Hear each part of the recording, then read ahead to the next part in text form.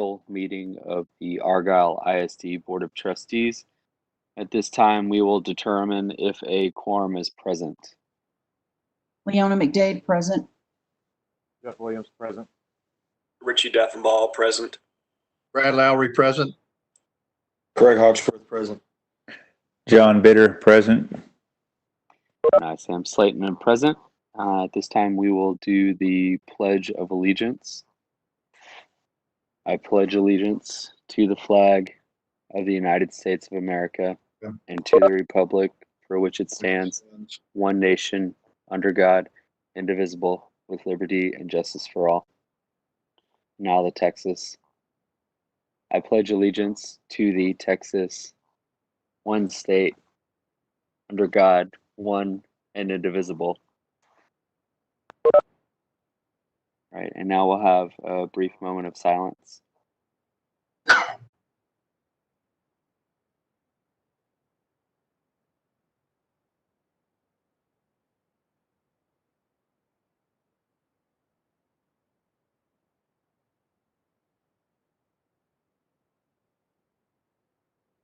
Okay.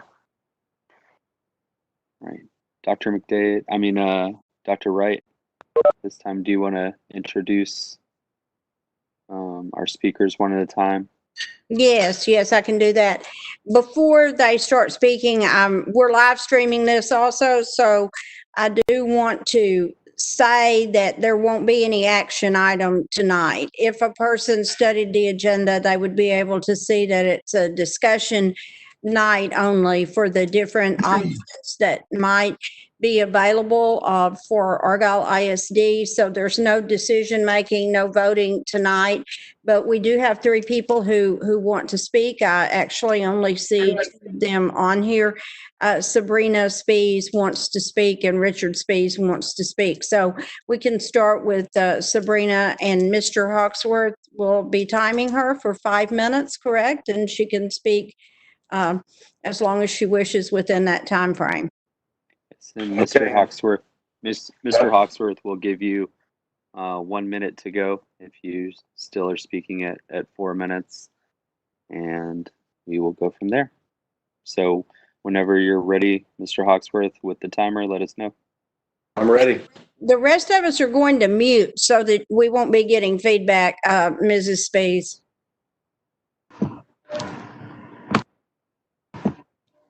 Thank you very much. Can everyone hear me? Okay. I really appreciate, I just want to say on behalf of the Spees family, we appreciate you, Dr. Wright, and the board and all of our teachers and administrators in the Argyle ISD.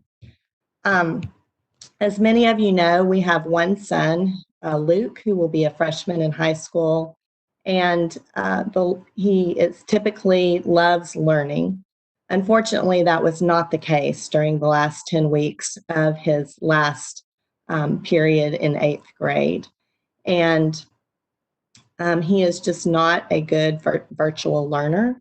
I think a lot of things took effect with that, with being stuck at home and his isolation. We saw some depression in him, things that we have not really ever experienced before.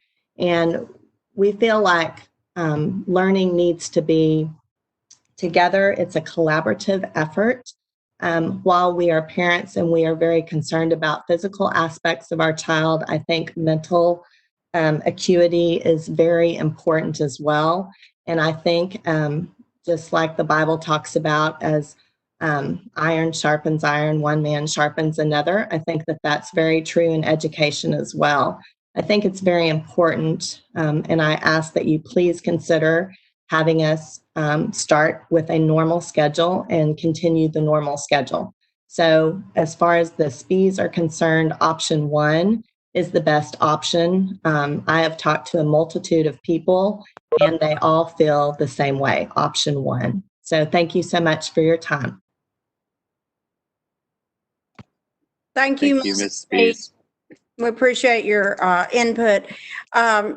Richard Spees, Mr. Spees is going to speak next. Okay.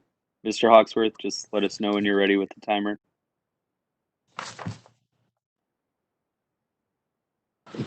I'm ready. I was just giving you hand signs. Sorry. Thank you. I did not see the hands up. So thank you, Dr. Wright, and members of the Board of Trustees for allowing me to speak tonight. I want to look at a little bit of information that I've been able to gather and explain why I feel like option one is really the only option that should be considered for the upcoming school year. So I went and gathered some data from the Centers from Disease Control, who has been gathering data on the COVID-19.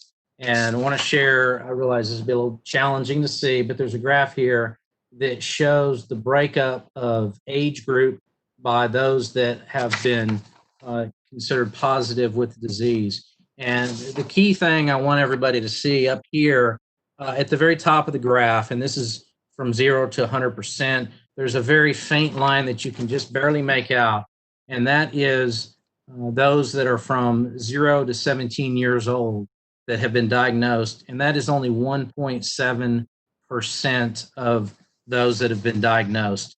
So the point there being the school-age student is a very small portion of those that are have tested positive. So though this COVID-19 is clearly a threat to everyone, I think that it's not the threat that some people tend to think that it is for the students. The other things I'd like to address for just a minute with regards to option two, clearly I think for students in the schools, it would be quite confusing to them and they would have a hard time keeping track of what days they're going to school, when they're not going to school. I think it's going to be extremely challenging on a lot of parents who already have set schedules to be able to deal with raising children, and now they're having to try to figure out, okay, well, who's going to be home this day of this week, etc. And what does that mean for the younger kids? It means they're going to be going to daycare, which means they're then going to be exposed to other kids that are not necessarily their normal in their normal cohort. Additionally, one of the things I think we need to be cognizant of the fact is we are talking about kids. They're very social. And what are they going to be doing on those days when they're not at the school building? They are going to be getting together with other kids. And so what happens when they're doing that? They're playing sports. They're not going to be practicing ideal personal hygiene. And then as the weather starts to cool off and go into winter, they're then going to be inside people's houses in the worst condition that they could be in. So with regards to option three, which is the complete virtual environment, I know for us, as my wife just said, that certainly did not work with our son. And I know a lot of other children that it did not work with. And even want to mention that on the 5th of this month, the Wall Street Journal had an article and explained how it did not work. And I think they even used the term failure, but I can't say that for certain. So again, in closing, I just want to say I think that option one is really the only option that we have. And I just hope that you'll really consider that moving forward. Thank you very much again for your time. Thank you, Mr. Spees. We appreciate Thank you, Mr. Spees. Thank you. I do have one more speaker that I was notified wanted to speak, but I don't see her here, and I did send her a link to the WebEx. So I'm going to give it just a second. If there's another speaker that I'm just not seeing, I'm going to give you a few minutes and let you get on and speak up. Do I have another speaker, my third speaker? She wanted to speak about the medical aspects of the reentry into school. Anyone? Okay, I can share a little bit about that with you then too in a few minutes. I want to go ahead and talk about these three options. A couple of the speakers have already mentioned them as option 1 and 2 and 3. And then Dr. Stieber has worked on the survey with input from quite a few people. And so she's going to share the survey that we're planning on sending out with you. And then she's going to talk about the task force also. So Option, and by the way, we did start today with band, and we did start today with strength and conditioning and with skills acquisition training. So we do have things going on under strict guidance from UIL about how that had to be carried out. Today was our very first day. So option one is the traditional school day, the way that you've always known it. And I'm going to talk about instruction, and I'm going to talk about cafeteria, and I'm going to talk about, we have some, I think we have our other speaker on now. Just a second. Jennifer, did you want to speak still? I didn't realize you were on there a while ago. Jennifer, Poppy, did you want to speak? We've already been through open forum, but we'll still let you speak if you want to. Would you like to speak? I'm not hearing you, Jennifer. Are you muted? I'm trying to unmute. Okay, now We can hear you now, yeah. We can Okay. hear you Can now. hear me? would you like to speak, Yes. Jennifer? We'll still give you that opportunity. Yeah, no, I'm actually happy to speak up. I think it might be really helpful for me to hear kind of what you guys are thinking.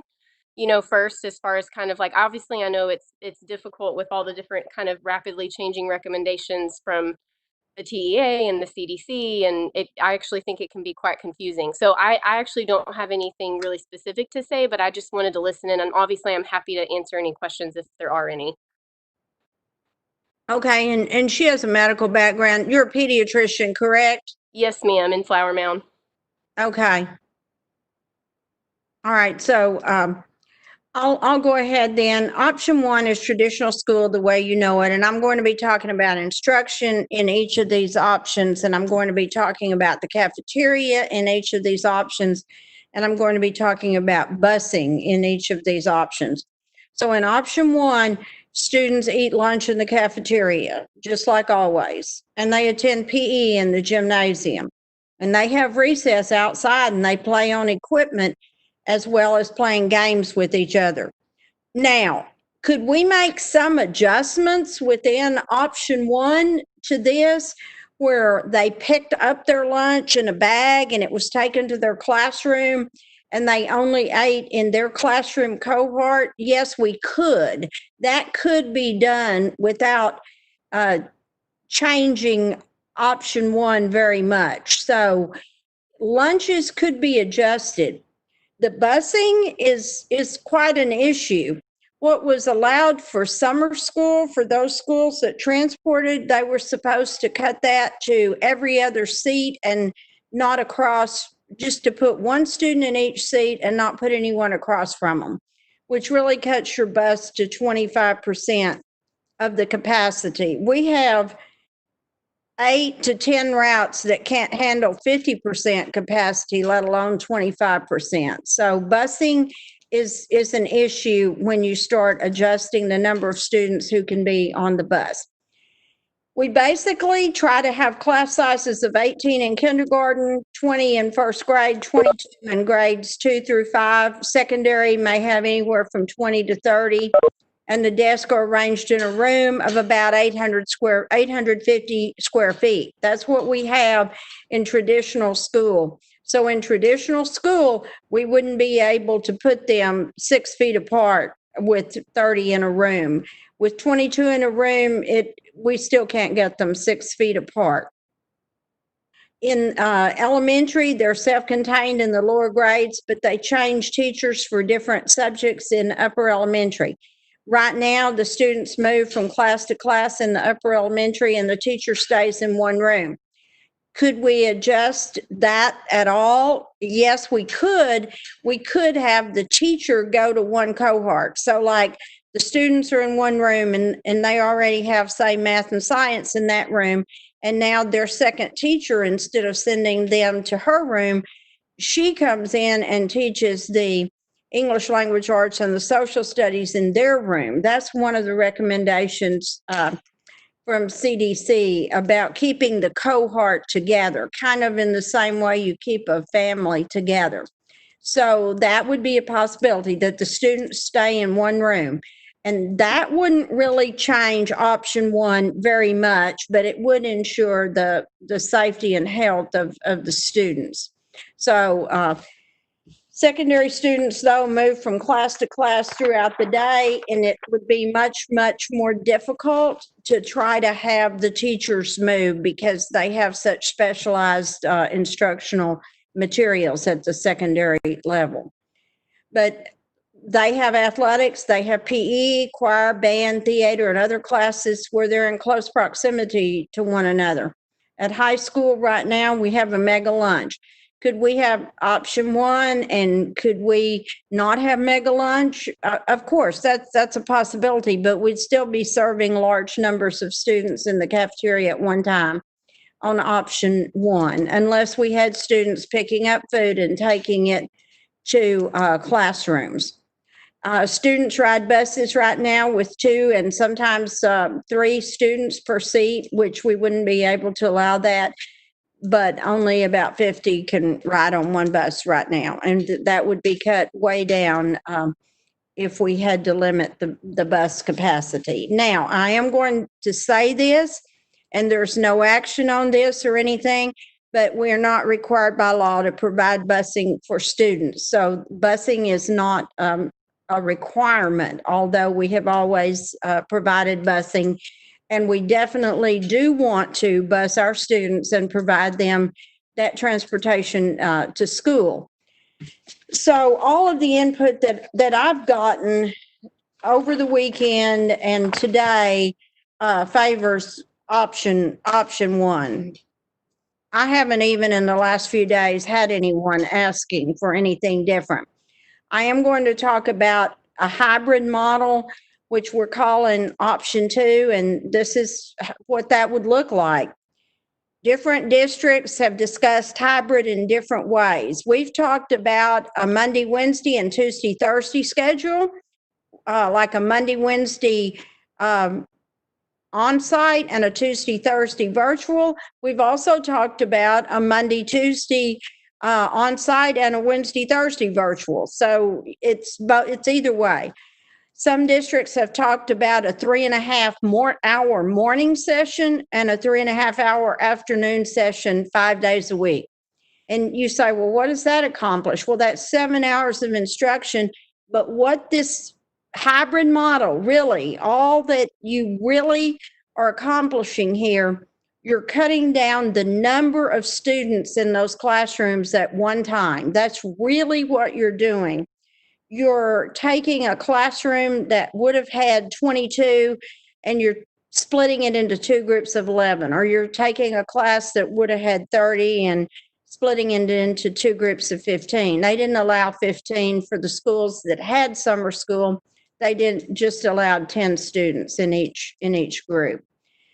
So what would that look like? Well, on the hybrid model, you would be able to space your desk the 6 feet apart. You could do that.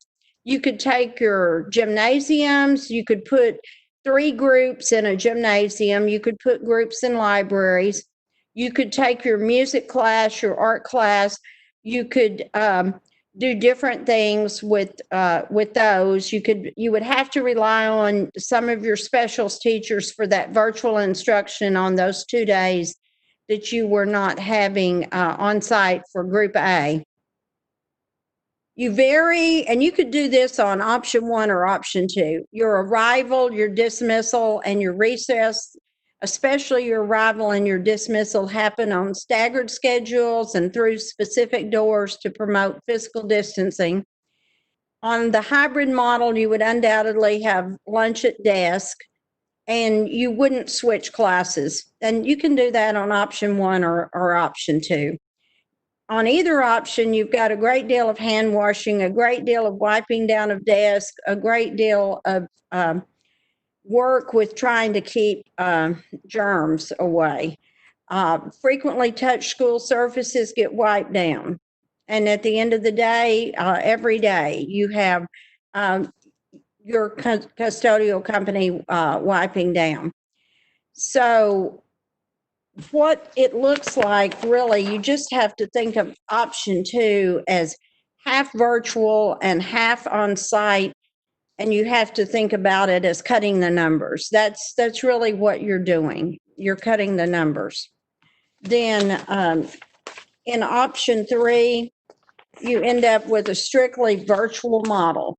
And that's what we did the last 10 weeks of school, except that we didn't go into it believing that we were going to be out 10 weeks. We went into it not knowing how long we were going to be out. And so we didn't have all of the information up front that we needed to make that as good as we possibly could. If we have this model, I do not believe it would be an exclusive that we would only be virtual. I don't believe that's going to be needed at all, but I do believe there will be some people that will not be comfortable sending their children back.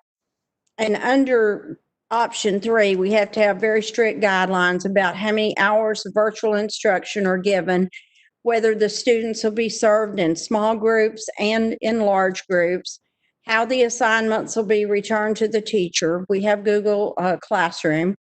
How the parents will be contacted when the students are not engaging in the classroom. The fidelity of the testing has to be examined, and the grading. And what about labs? All of that has to be taken into account, and we have to be very, very serious and very committed.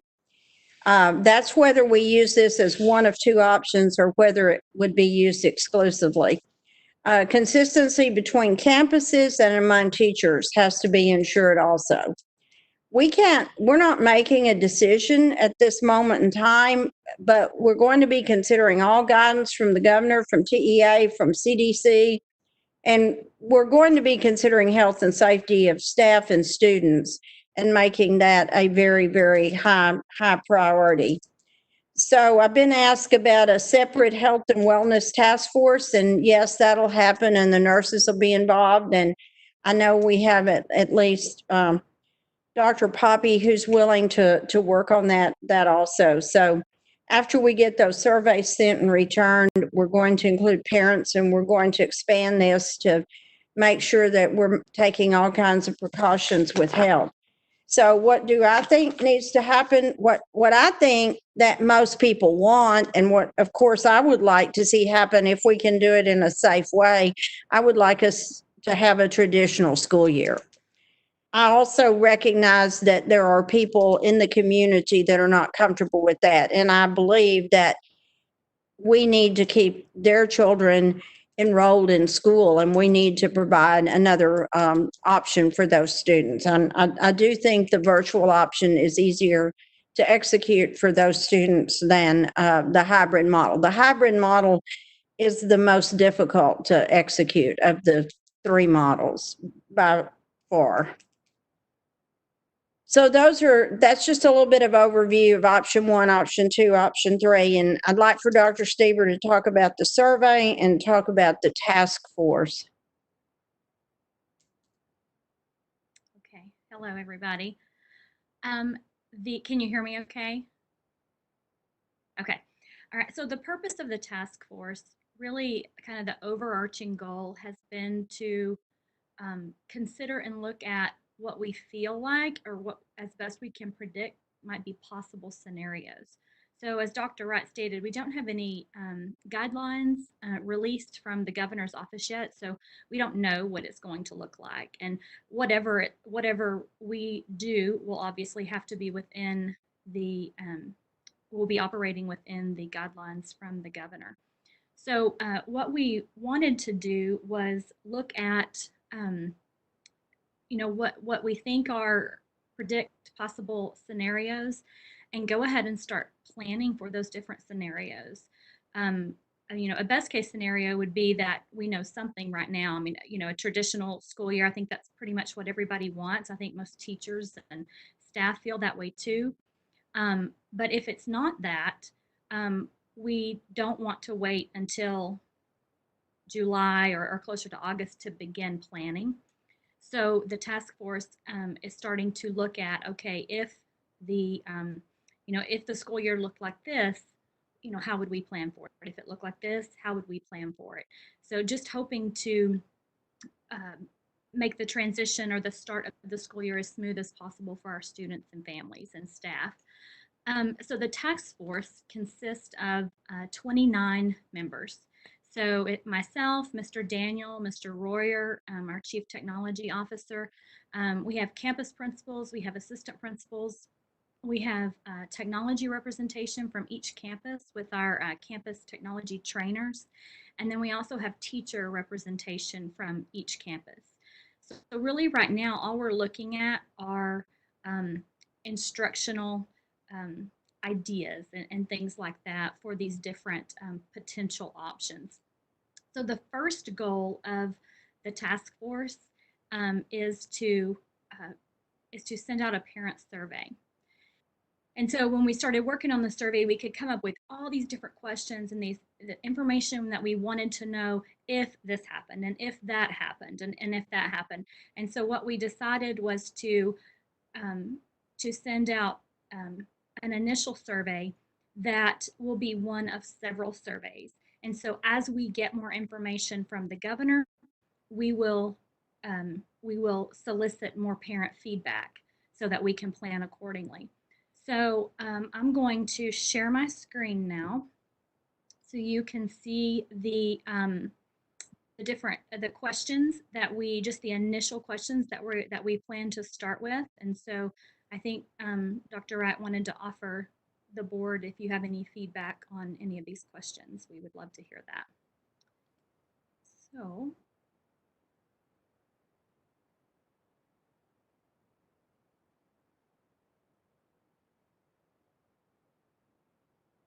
Okay, can you see my screen? Yes, we can see it. Okay. So basically, we'll start by just kind of giving the parents a little preview of what we're looking for in the survey and a little background and just some basic knowledge of what's happening right now, and just that we're not in a position, we're not able to make a decision right now. And we explain to them that this is the first of several surveys that we would like to offer to parents as these guidelines for the start of school become available to us. So this initial survey, we would like to send it out tomorrow, and we would like to close it on Sunday at midnight so that we can put the information together and share it with the board at the regular Monday board meeting on the 15th. So the first question is, we want to know who we're hearing from. Is it a parent? Is it an employee? Is it a student? Or is it a community member that maybe doesn't have any students in the district, but just has some information that they would like to share? The next piece is we want to know what campus or campuses that the parent or guardian will have children attend. So you can select more than one for this question. Then we want to know if the person filling out the survey, do they have a child that has a compromised immune system or is medically fragile? And then we want to know if there is an adult living in the home that has a compromised immune system or is medically fragile. And then we want to hear from parents, if allowed by law, how comfortable are parents with sending their children to school this next school year in a traditional classroom setting? And so the three options are, the first one, yes, I'm comfortable sending my child to school in a traditional setting. The next one is, yes, I would consider this, but it would depend on what safety measures the district is able to put in place. And then the third one is, no, I'm not comfortable at all. So really from this question, we're wanting to hear so far the information that we have received from TEA is that we do anticipate that we're going to have to, even if we have traditional school next year, if we're allowed to do that, we likely will still have to offer a virtual option for children who do have a compromised immune system. And so we're just trying to get an idea with these questions, with these first couple of questions, how many families do we have that fall in that scenario? Then we ask if modified learning is necessary in the fall, if the state requires us to use a hybrid model, a combination of virtual and in-person traditional learning, would a parent send their child to school for that setting? You know, what are their feelings on that? And then we want to hear, we have a list of potential concerns from parents, and we want parents to list the top 3 factors that most influence how they feel about school in the fall. So their choices are my child's health and risk of exposure, the school's ability to provide additional learning supports, my ability, the parent's ability to support the student's learning at home, internet or device access within the home, transportation to and from school, the student's preference, how does the child feel about school in the fall, availability of childcare. You know, we hear that this, you know, during the virtual school in the spring, or virtual in the spring, that this was a concern for and an issue for some of our elementary parents of elementary students. The child's academic growth, guidance from government or medical experts, and participation in extracurricular activities like sports, band, drama, things like that. And then the last piece, we are giving parents an opportunity just to provide feedback that they think would be important for us to consider for the next school year. So on that piece, does the board have any feedback for me? Dr. Steve Rich, Mr. Hawksworth, I would like to ask Dr. Is it Poppy or Pape? I'm sorry.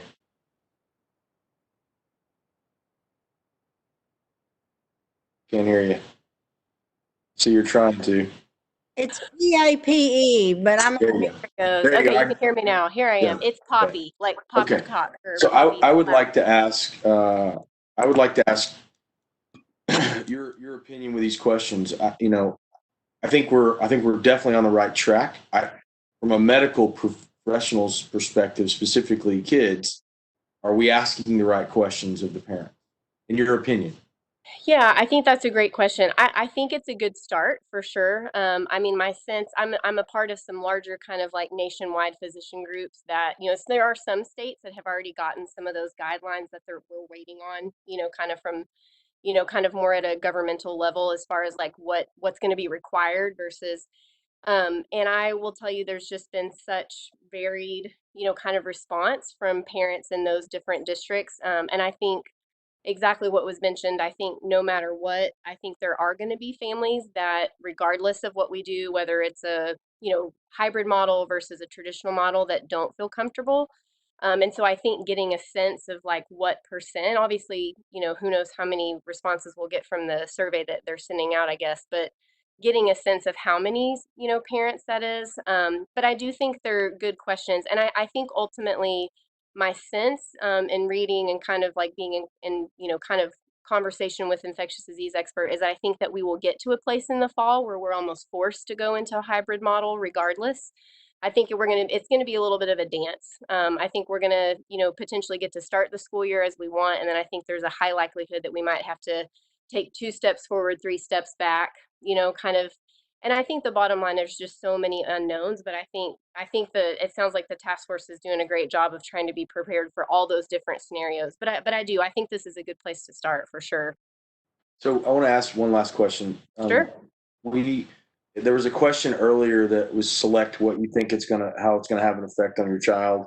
Mm-hmm. One of the selections was I think it had to do with their personal well-being. I take that to mean their mental health. Absolutely. I can't tell you how many articles I've read on, you know, we already know we have a challenging mental health situation in our youth in this country. And now the fact that they didn't get to finish their last year, they're uncertain, all that kind of stuff. When we come back to school, we can say we're going to go back to traditional model, which I'm 100% on board with. What we knew before spring break and what we know now as a traditional model is going to be different. I mean, even in Dr. Wright's point about when we come back in traditional, that it will have there's still going to be guidelines, right? So Absolutely. I think as long as we're smart about it and how we do it, and all the things that I know the staff's been working on. I know that this question is the final. I mean, they've been working on this, and I appreciate all their time and energy to do this. So I appreciate your feedback, and I obviously value your opinion, and so. Yeah, absolutely. No, and I think it's such a it's a difficult balance. And I think, appropriate expectations, of what traditional means. I think kind of what you were alluding to, that even if we get to go back to school, it's going to look really different, and I think students having appropriate expectations of that too will, especially the older kids. But I totally agree with you that I think I in my own clinic am seeing some of the fallout of some of the mental health issues that we're seeing from kids being, not allowed to participate and being, kind of kept apart from their friends and just their normal activities. So it's going to be. I think it even goes into, if we ask them to come back and now we tell them to wear a mask. Right. Just that you're just instilling fear in them at that point. So yeah, absolutely. And I obviously don't want to take up too much time, but I, am happy to, if there are questions or if people want to reach out to me, and if, just to be a part of kind of future things, I'm happy to be available. So just so everybody knows. thank you, Dr. Seaver. I have one more question and I'll be quiet, I promise. Craig, oh my gosh. I'm taking all your time, by the way. Tell me, Dr. Stieber, the guidelines that came out for the summer school in person, did they go ahead and dictate the number of kids per class and all that? I think they did. But so when I look at that and I see what the governor just did last week, where he started off at 25% in restaurants and 50%, and now he's, we're fast approaching. So to your point, we can plan on what we know today, and that's really summer school in person at 10 or 12 kids in a classroom. I just believe that he's going to come. They're going to pull it off and let the districts make the decision. So anyway, I'll be quiet now, Sam. No, you're good. I certainly hope so. Yes, the guidelines for summer school were a max of 11 individuals in a classroom. So there could be 10 students and one teacher. So there was that option, or the district could operate virtually. So, and one thing that the governor has said when he's been pressed on what is it going to look like for fall, what is it going to look like for fall, I think he's been pretty clear that he is not ready to release that information yet. But at school we're starting today, for the next year, we would be under summer guidelines. So that's kind of that's really about all of the information that we've received as far as what next year may look like. We just, like you said, we have the summer guidelines to work with. So really, for some of our high school classes, if there are only 10 students in a room, that's taking one class and making 3 out of it, basically. And really, in our elementary classes where we have 22 students, that would be 23 individuals in the room. So we couldn't really even get just 2, divisions out of that. So this is Richie. When we say guidelines right now, are we talking about mandates or are we talking about suggestions? No, right now they're mandates. Okay. So we will be limited to that, but some of these TEA suggestions and stuff, we're not limited to, right? If it's a suggestion, we're not limited. Like, for example, I think, the government or the CDC and Dr. Poppy may have something to add, but they suggest we wear masks, right? So we don't, we're not forced to wear a mask. It's a suggestion. We are mandated that we cannot have at this time more than 11 students in the room. We were mandated in the spring after a certain point that all school districts in the state of Texas were closed. So we didn't have an option to open back up until the governor said or says that we can open back up. Well, I am so I'll echo Mr. Spee's comments. And looking at the data, especially if you just look at Denton County, it's if we look at the real reason behind this school closings, et cetera, to start with, was about hospitalizations and the fear that our hospitals become overwhelmed.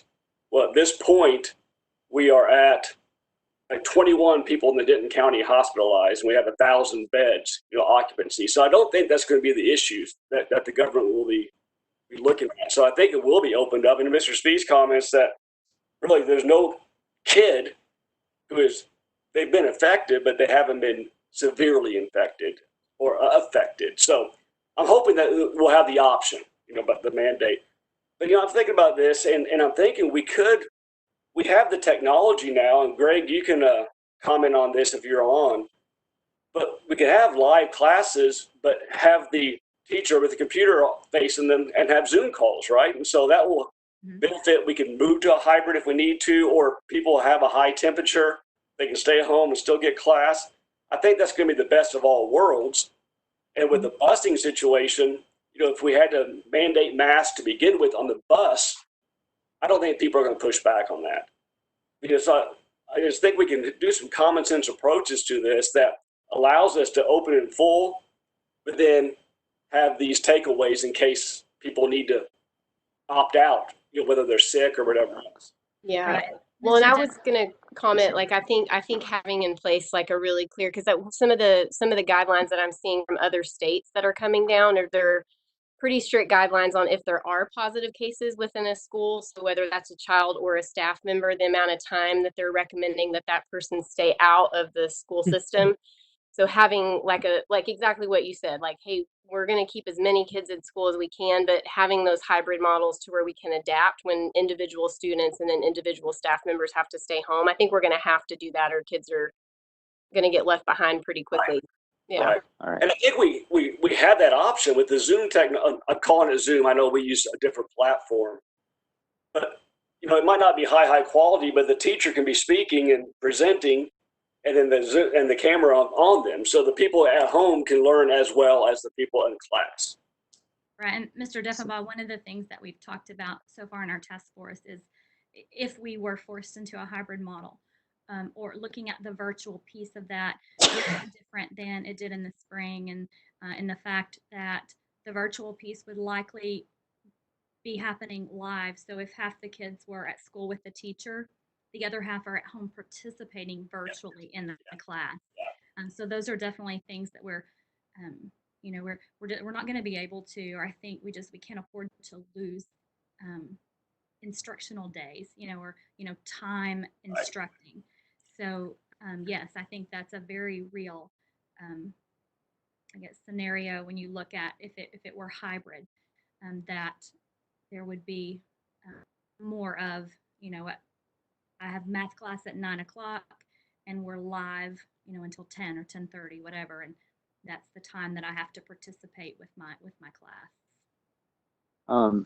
I have several things that I'd like to just bring up, follow suit of Mr. Hawksworth and bring up 5 things in a row. But the first thing would be survey responses are poor in general. The best survey responses you typically see is around a 30 to 35% response rate. So you've cut down the amount of time dramatically, or you're not opening it up for a large period of time. So just a statement here would be that from a PR perspective, we're going to need to go above and beyond to spread this message that this survey needs to be taken and needs to be taken in a timely manner if we truly want some generalizable feedback. That's first thing. Second was, I just want to echo what Mr. Hawksworth said and Dr. Poppy, and that mental health is a huge factor in this, and I can echo, although I don't work with children, I work with adults. Again, we're just seeing an exponential rate of mental health issues at the treatment center. Of course, I work in addiction and mental health, but the system is just being, the beds are at a premium. And so mental health being a huge factor into physical well-being. And then the other thing I had a question about was in regards to testing integrity. And I know there are university platforms in which you have to check in or which you have to be on screen the entire time while taking an exam. So, has the task force thought of, or from a curriculum standpoint, has there been any thought in platforms that can be utilized to enhance testing integrity when we do it, when and if we do have to go to a hybrid model at some point? Yes. So can I just kind of start in order? And Yes, address? ma'am. I just want to make sure I got it all out because I Okay. kept catching my breath about to talk Yeah. and kept doing that, and so I need to get it all out in one swoop.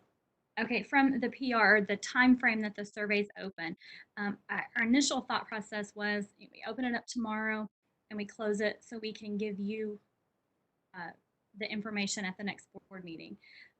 So, I mean, if the board wanted the survey to be open longer and you didn't want that or didn't feel like you necessarily need that information at Monday's board meeting, we could certainly extend the period.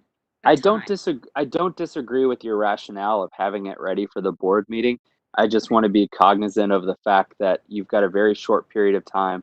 Survey response data is poor enough as it is, and that we need to, from a PR perspective, make sure we're utilizing all of our social media platforms Okay. to increase the likelihood that people are going to respond, to emphasize the importance that they do respond. So that's all I was trying to get across Okay. with that. But I do agree, having that information for Monday's board meeting is important. Whatever the, I mean, just having a number of people respond. If we say Mhm. we've got, this many families in the district and we had 10 people respond, that Right. that says something. I would So, bet my son's bank account that we're going to have at least 60% response. There's a pent up demand to respond. this isn't Facebook, Richie. So I might take that 60%. Yeah. The second piece that you had mentioned, and Mr. Hawksworth had mentioned also about the social emotional, the mental health. On the question where it says, please list the top 3 factors that you feel most influence or how you feel about school in the fall. I can add a choice there where they can select my child's social and emotional well-being, something along those lines. Would you like that added? I think that'd be great. Okay. I think that's a good addition. Okay, I'll do that. And testing integrity, yes, we have talked about that. It was definitely a concern, during the spring semester, during the time that we were virtual. So yes, we've looked at some programs that provide lockdown features that lock down the computer. We've discussed suggestions of everybody being, and I think some of our teachers did have situations where when they administered a test, everyone took it online, and it was like this WebEx meeting. Everyone was online, and so the teacher could see and monitor the student. So, but we do have within some of our current programs that we have, one of our programs has just released a lockdown feature for testing. So we will have that available to just increase the integrity of exams. Okay. Thank you. Sure. Hey, Anybody Dina? else? I just wanted to say a little bit more about the mental health and the stress associated with a parent who's trying to work from home and also be a partner with the school for her or his children. I did get quite a bit of feedback, not necessarily in the last 3 days, but over the last 3 months from many parents about how difficult that is to partner with the school and try to be a home learning person as well as carrying on their own job. And we have many parents, moms and dads, who have been able to work from home, but that's very difficult to try to handle working for 2 or 3 or more children at home as well as carrying on their own occupation. Then also I had several people, and I just want to share this because there were several people that wanted me to share it. They feel that we're professional educators and that they actually selected in some cases Argyle ISD because of the quality of the on-site education, and they're paying taxes in the district, and they feel that the taxes they're paying are paying for the teacher's salary and also for the buildings. Of course, it's the INS taxes that are paying for the buildings, but they're still taxes. And so they're saying that this is really what they wanted when they selected Argyle. They wanted a face-to-face learning environment, and so that's what they're asking for and supporting. I did get some of that. And I agree with it. I mean, I agree that they made that selection based on what they knew about the online, not the online, but the face-to-face traditional learning environment. And they value, and this goes along with mental health too, so many of the students enjoy and actually feel good, and it enhances their self-esteem and their social and emotional well-being to participate in, whether it's choir or theater or band or UIL academics, or whether it's athletics. They value those opportunities. Hey, Dr. McDade, you want to say something? Oh, yes, thank you. Couple of things, I mean, coming in third or fourth. I agree with a lot of things that have been said already. I think the timeline could be extended, and I agree on taking some interim data next Monday. How many have responded out of so many, and just kind of see where the trend is at that point in time. But I do agree on giving them as much time as possible. If you're going to send out several surveys, obviously you have to be realistic with your time frame. So even if it's another week on top of this week, that might still be reasonable to get what you want. But that would be your decision in that regard. I could kind of go either way with that, but I would like some interim data to look at next week. I agree also with option one, if at all humanly possible, for all the reasons that have been stated. But obviously, we would have to have a lot of those other options regarding virtual learning for those that need it, and definitely some hygiene options, and a real big emphasis on keeping things clean and personal hygiene and washing hands, using hand sanitizer. How do you sneeze, not sneeze, whatever.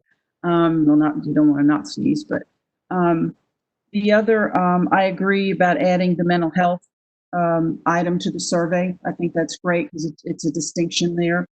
And then the other two things actually that I thought about when I first looked at the list and saying, choose your top three, there's a part of me, and I'm still thinking about it, but I just throw this out there, about whether or not, I don't know if there are 10 items on there, but if they number them 1 to 10. So you kind of see, or, that maybe something is not applicable. Maybe there are some things that parents they're not concerned about at all.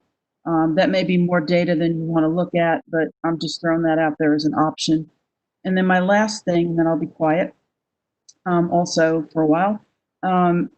There's a possibility maybe in a future survey when you're looking at the transportation issue, in seeing how many parents are willing, who typically have put their kids on a bus, how many of them are willing and or able to drive their kids to school instead in order to have traditional education. And if that would make a big difference as far as, because I know cost or even possibility for the district to do busing as it's been would be very, very difficult if we're mandated a certain social distance type situation on the buses, and having less than, say, half or 25% that we can accommodate. And you can't just go buy buses. So we all know that, and they're pretty pricey too. So that might be a give and take perhaps from a parent, and if they're able to do it, to possibly drive their child to school. It might be a little bit of an inconvenience, but if it helps us out as a district overall, as a big group with busing, that might be something to put out there. But I appreciate the thorough job that you guys have done in presenting the three options. I understand, what you guys are talking about, and I think it's great that, we're open to having the possibility of some type of, even not just 1, 2, or 3, but that it might be one with touches of other things. other type of options in there. So thank you for the information, and I'll be quiet and listen now. I have a really good suggestion that came in about the busing. If busing is limited or unavailable, add that to the transportation to and from school and answer. If you go back to that survey and you look at transportation, add the phrasing if busing is limited or unavailable, because it might be limited or unavailable. Whether that would, if busing were limited or unavailable, would that push that higher on their list of concerns? That was submitted. They might assume that if their child rode the bus before, then they would ride the bus in the fall. So that wouldn't be one of their top reasons, but they would need to know that it might become a reason if busing was limited or unavailable. Okay. If that would cause that concern to go higher. Because most of the time, transportation might not be the concern as long as they assume we're busing them. But if they know that there's a possibility of limiting or making it unavailable, then that could be a concern. Doctor, I can certainly add that. Dr. McDade, when so you were talking about numbering the responses. So what happens with this survey is the parent or whoever's completing the survey selects their top 3, and then of all the responses gathered, it numbers them for us: the most selected, the next selected, so forth and so on. That with this survey, the platform that we're using, I believe that's about all we are able to do. We do have a paid survey service, but the turnaround time for that and getting those produced and things slows it down. And so I think one of our main reasons for using this is at this point so we could get something out to parents and allow them to provide some feedback as soon as possible. Okay, and I agree with that. I'm okay with it. It just kind of dawned on me, because sometimes you take a survey and they ask you to go top 7 things, put them in order. But I understand the limitations, and at this point, the fact that it's a first pass-through survey, I think this is great. Thank you. Dr. Stuber, did we have anything? Forgive me for not recalling, but do we have much in that survey or anything about non-classroom activities, UIL, sports, all of that? And is that a separate undertaking? Are we awaiting really more guidance from the UIL on that as opposed to making our own decision? How does that fit into all this? Because that's going to be a big part of this if we go back to a traditional year, which I hope we do. Right. Yeah. Same. So we are definitely waiting for guidance. We have guidance from the UIL as far as summer activities. We don't have guidance unless Coach Rogers wants to chime in and correct me if I'm wrong, but we don't have guidance for the fall regarding UIL activities. In the survey, under the question where you list your top 3 factors that most influence, we do have one of the choices is participation in extracurricular activities such as sports, band, drama, clubs, etc. Okay, good. So we will be receiving guidance from TEA, but in addition to that, we'll receive guidance from UIL regarding just UIL activities and sports, band, things like that. I would presume that because that necessarily involves other schools, we will have less flexibility, I would think, to do our own thing there than we will with respect to our own classroom, which is more within our own domain. So that it just seems like that's potentially going to be a really big part of this. Once that happens, we get guidance from the UIL and other sources about football, band, and all that. We and I think just one of our big things is that we want our community, our parents and students to know that we hear you. We hear what your preferences are, and we hear what your concerns are. And once we receive guidelines from the state, we will, work within those to do what's best for Argyle ISD, our students and our staff and our community.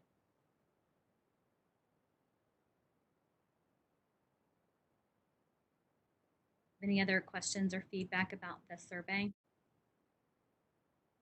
Dr. Steve or John Bitter, do you think, are there any, as you guys have worked through the scenarios, are there any other areas where you're not sure how a part of the normal school year would work that you would want parent input? Sure. Yes. I mean, there's a lot more areas that we're going to want parent input. I think it's so vast right now. We don't want to send that out to parents because I think answering all of the questions we might have would be confusing and a little overwhelming right now because there's just so much that we don't know. So what we didn't want to do was, send a lot of surveys with a lot of what if virtual, then the list of all of, the parents' concerns, and if hybrid, a list of all of the concerns. And so we wanted to wait and get more specific with our survey once we have a little more guidance. Yeah. I mean, I can't imagine a scenario where if we're not mandated to stay away from school, that's not what people are going to want. I mean, I just can't imagine that's going to be much of an issue. To me, the issue is more about, you guys thinking through, like as the fall progresses, if cases spike, us being able to transition to give people choices to deal with an increasing population of kids that may have to be home while the rest of them are at school, working through those scenarios and being as a district being prepared to handle an evolving semester. Not so much worried about whether people want, because people want to come back to school. There's just no question. And if it's not mandated, that's what people want. If it is mandated, it doesn't matter what we want. So, the choice A, B, and C are 1, 2, and 3. That I wouldn't spend much time on that. Right. I agree with you. I think some of the information we're waiting for, we feel pretty confident right now in our planning so far and how far we'll get into our planning this summer, that if we're able to start back with a traditional school year and the state says, okay, you have to shut down because cases are rising and we have to go virtual for a period of time or hybrid for a period of time, that we're prepared to do that. Yep. But what we don't know is what funding looks like for that. We don't know if it's going to be exactly the same as it was in the spring, or if the allowances are going to be the same. For example, if they shut us down on a Friday and we're ready, we're up and ready to start virtual on Monday, we don't know if the state is going to allow us to do virtual instruction during that shutdown time, or if they're going to require those days be in person once the shutdown's over. There's still so many unknowns that we're waiting on, to get guidance on. In addition to the survey data on Monday, I'd love to see a little bit of a snapshot of, I know some of the extracurriculars were able to open it up to the kids today. I'd really like to see the participation numbers there, and if they had any kids that maybe did not show up, or that they had any surprises or feedback from that. I think we've got Westmoreland and Todd Rogers both on this WebEx. So I think that's important. Also, I'm getting texts and that kind of thing from people and live stream messages, because Greg's live streaming this. And there are a couple of people suggesting that we do utilize the summer strength and conditioning program and the skills acquisition and the band program to try to encourage those parents to respond, because they will have seen their child back for several days. By Friday, they will have seen their child back all week. So they will have some feel about how valuable that week has been to their son or daughter. Good point.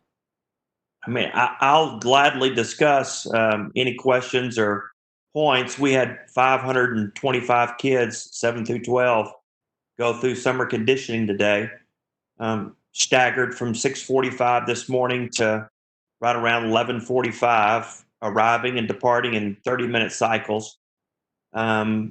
just at the stadium.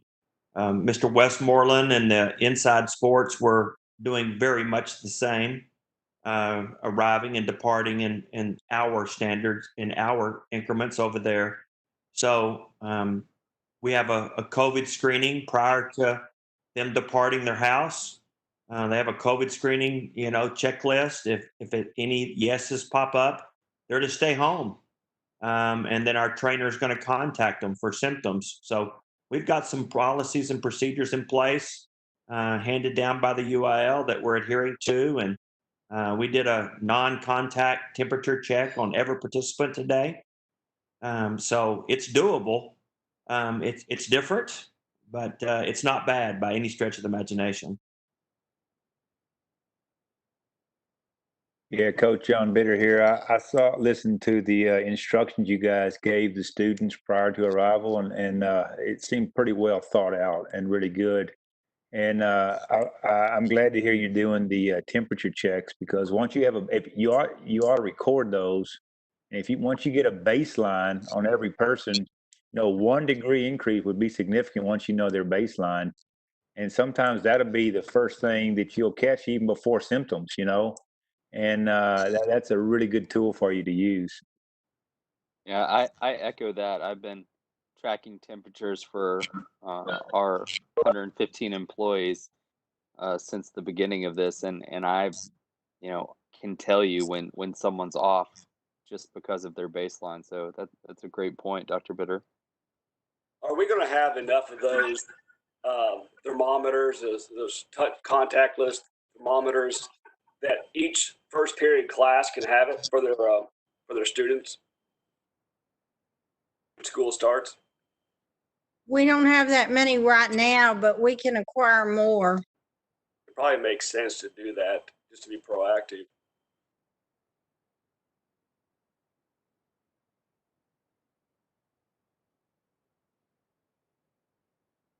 I've seen a few districts kind of in other places recommend random temperature checks as well, because they've seen some suggestions from parents that just the stress of two parents trying to work at the house, that they're doing medication before they send kids to school. So if you kind of catch them in that first period class, you may not catch that temp until later during the day. So just that would be like a policy thing and a protocol thing to think through later. But yeah, I think that's a good point for sure. Yeah, you catch a lot of kids that way for sure. I think if we use the data that Coach Rogers just shared about having 525 kids today run through that, I think that's all positive.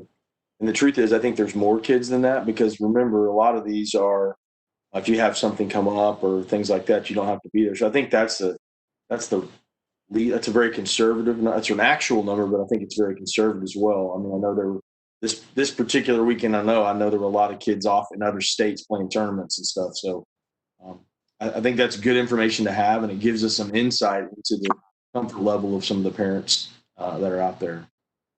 Well, I'll just address some of the other strategies we're using.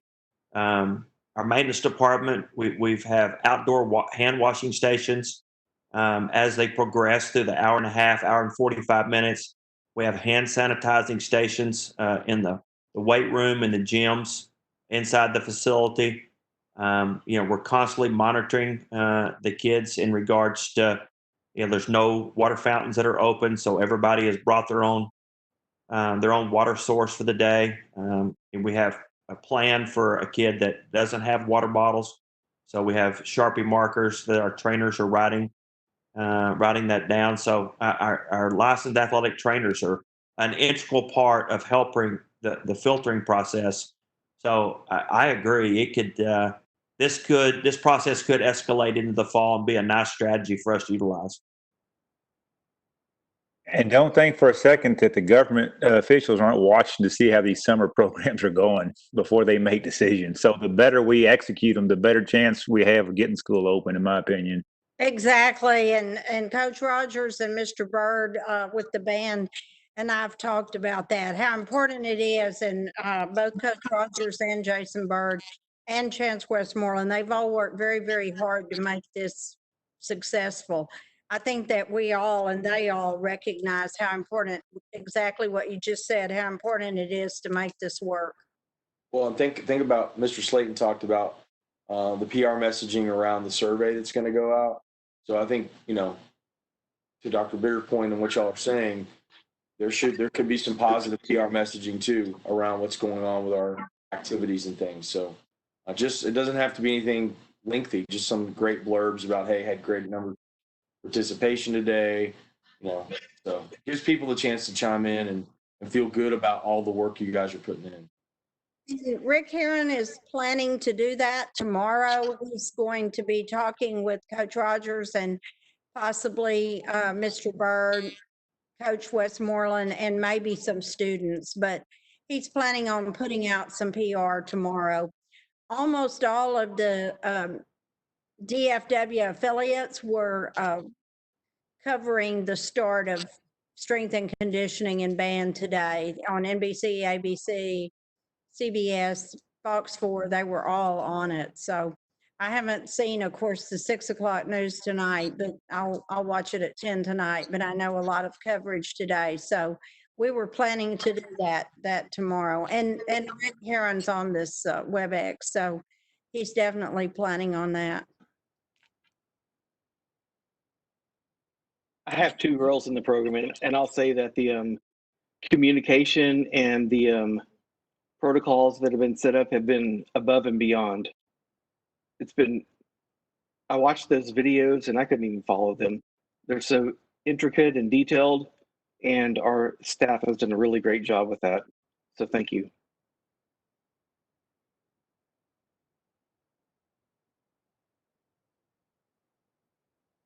Do we have any numbers? I don't know if Mr. Bird's on this or not, but how the band, fine arts, that program went today as well? I don't have his numbers from today. Not yet. For bands, it was started this evening, and it was on the guard this evening. It wasn't on the full band. Right, they were focusing on percussion and they were focusing on color guard. Okay, thank you.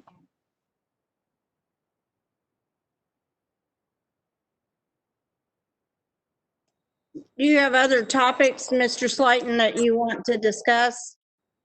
No, ma'am. I feel we've covered a lot, got a lot of good information. Appreciate the feedback from everyone. And I don't personally have anything else tonight. Okay, anyone else? I mean, I personally just want to, jump on what Mr. Daniel said, that, I really appreciate you guys putting this together. The staff working as hard as you have, Mr. Rogers, Mr. Bird, especially, getting the kids back at this point in time. And you all are looking at all the details, you're paying attention to everything. And I feel very confident that once we get the guidelines and or mandates, you guys are going to do a great job in putting what's best for our kids together for the fall. So thank you.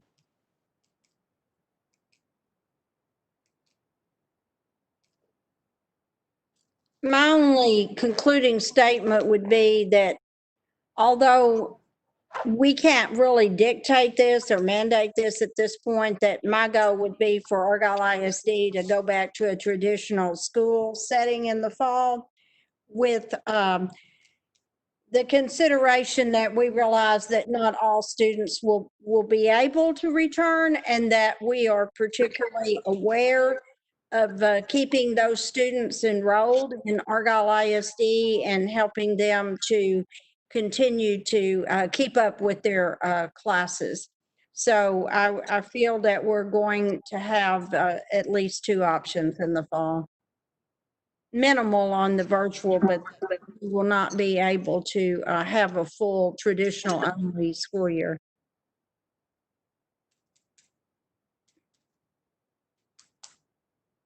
But I am very interested in how many people will still respond that they want virtual. That was sometime back. That was like 2 weeks ago. People were still telling me that.